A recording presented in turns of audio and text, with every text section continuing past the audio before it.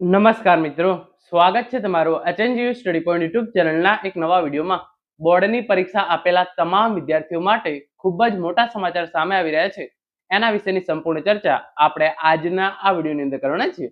બોર્ડની પરીક્ષા આપેલા તમામ વિદ્યાર્થીઓને 4 ગુણ એમને એમ જ આપી દેવામાં આવશે. એ અંગે મોટી જાહેરાત ગુજરાત બોર્ડ દ્વારા કરવામાં આવી છે. તો એની સંપૂર્ણ ચર્ચા વિગતવાર આપણે આજના આ વિડીયોની અંદર કરીશું. તો હવે શરૂ કરીએ આજનો વિડીયો. તો એના માટે GSEB તમારે ગૂગલ ની અંદર લખીને સર્ચ કરી દેવાનું છે. તો જે બોર્ડની ઓફિશિયલ વેબસાઇટ છે www.gseb.org આ વેબસાઇટ છે, તમે એના પર આવી જશો. જેવું તમે આ વેબસાઇટ ઓપન કરશો આ મુજબનું ઇન્ટરફેસ જે છે એ તમારા સામે આવી જશે. તો અહીંયા તમને જે બોર્ડ વેબસાઇટ દેખાય છે તમારે એના પર સિમ્પલી ક્લિક કરી દેવાનું છે.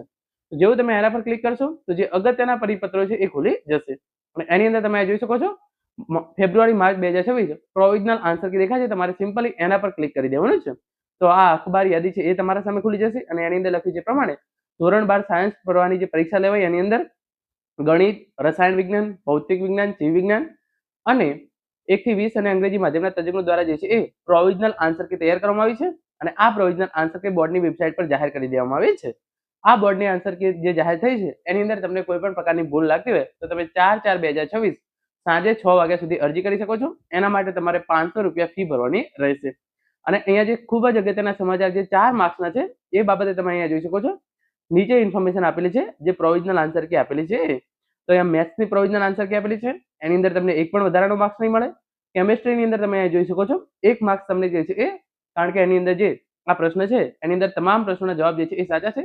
એટલે કે તમે A ટીક કર્યું હોય, B ટીક કર્યું હોય, C કર્યું હોય કે D કર્યું હોય, તમને 1 માર્ક્સ જે છે એમને એમ મળી જશે. તો અહીંયા જે છે એ કયો વિષય છે? કેમિસ્ટ્રીની અંદર તમને 1 માર્ક્સ મળી જશે. એના પછી તમે જોઈ શકો છો કેમિસ્ટ્રી E052 કોડ છે એની અંદર 2 માર્ક્સ તમને જે છે એ વધારાના મળી જશે.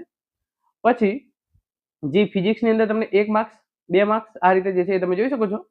જે અલગ અલગ આન્સર કી જાહેર કરવામાં આવેલ છે એ પ્રમાણે 4 માર્ક્સ જે છે એ તમને એમને એમ જ જાહેર મળી જશે. હું તમને વિગતવાર આની ઇન્ફોર્મેશન આપું તો તમે અહીંયા જોઈ શકો છો આન્સર કીમાં કેટલાક પ્રશ્નોના તમામ જવાબ સાચા હતા. ધોરણ 12 સાયન્સની પ્રોવિઝનલ આન્સર કી જાહેર, પરિણામ પહેલા 4 ગુણ સુધીની લાહણી.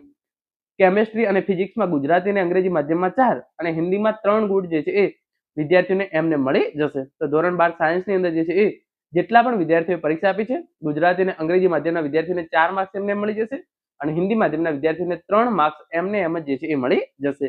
અને આ જ ઇન્ફોર્મેશન નીચે આપેલી છે, તમે જોઈ શકો છો. ધોરણ 12 સાયન્સનું પરિણામ જાહેર થાય તે પહેલા જ વિદ્યાર્થીઓને 4 ગુણની લાહણી ગુજરાતી અને અંગ્રેજી માધ્યમના વિદ્યાર્થીઓને 4 ગુણ અને હિન્દી માધ્યમના વિદ્યાર્થીઓને જે છે એ 3 ગુણ મળી જશે. તો આ પ્રમાણે પ્રોવિઝનલ આન્સર કી છે એ જાહેર કરવામાં આવી છે અને બોર્ડની પરીક્ષા આપનાર તમામ વિદ્યાર્થીઓને 4 ગુણ એમને એમ જ આપી દેવામાં આવશે. Thank you so much for watching.